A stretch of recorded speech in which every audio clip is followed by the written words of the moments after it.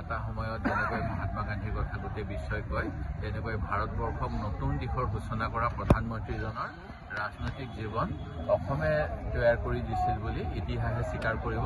বৰ্তমান সময়ত এই প্ৰসংগ গ্ৰহণ কৰিবলৈ কিছু অসুবিধা হ'ব। আমাৰ অসমক 28 বছৰ কাল সুদীৰ্ঘদিন ৰাজ্যসভাত প্ৰতিনিধিত্ব কৰা ডক্টৰ মনমোহন সিং ডাঙৰীয়াৰ বাৰ্ধক্যজনিত কাৰণত আজি যোৱাকালি পৰলোক প্ৰাপ্তি ঘটিলে। আজি আমি প্ৰদেশ কংগ্ৰেছৰ ফালৰ পৰা আমাৰ সাংসদ ৰকিবুল হুছেইন ডাঙৰীয়া, AICC ছেক্ৰেটাৰী ৰজনা তিৰ্কী, প্ৰদেশ কংগ্ৰেছৰ সভাপতি ভূপেন বৰা আৰু মই বিধায়িনী দলৰ আমি চাৰিওজনে আজি আহি আমাৰ সকলোৰে অসমৰ জনগণৰ হৈ তেখেতক আজি শ্ৰদ্ধাঞ্জলি জনালোহি আৰু আমি গোটেই অসমবাসী ভাৰতীয় সকলো লোকৰ লগতে দুখৰ সমভাগী হৈছোঁ আৰু ভাৰতক যি নতুন এটা মাত্ৰা প্ৰদান কৰিলে অৰ্থনৈতিক ক্ষেত্ৰত আগুৱাই যোৱাত তাৰ বাটকটীয়া প্ৰধানমন্ত্ৰী নৰসিংহ ৰাওৰ দিনত ডক্টৰ মনমোহন সিঙে আৰম্ভ কৰিছিল আৰু তাৰ সুফল আমি এতিয়া পাই আছোঁ।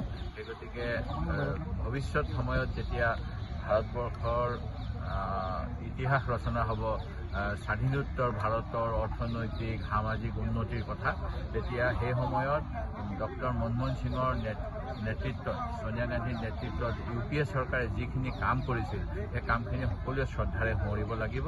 সেয়া লাগে ৰাইট টু এডুকেশ্যন হওক, ৰাইট টু ফুড হওক, ৰাইট টু ইনফৰমেশ্যন হওক আৰু মানে সুদূৰ প্ৰসাৰী স্বাস্থ্যৰ ক্ষেত্ৰত হওক বা অন্যান্য ক্ষেত্ৰত গ্ৰহণ কৰিছিল আঁচনি। সেইখিনিয়ে আমাৰ দেশৰ জনগণক এক নতুন দিশলৈ উত্তৰণ কৰিছিল। আজি সেই মহান ৰাষ্ট্ৰনেতাজনৰ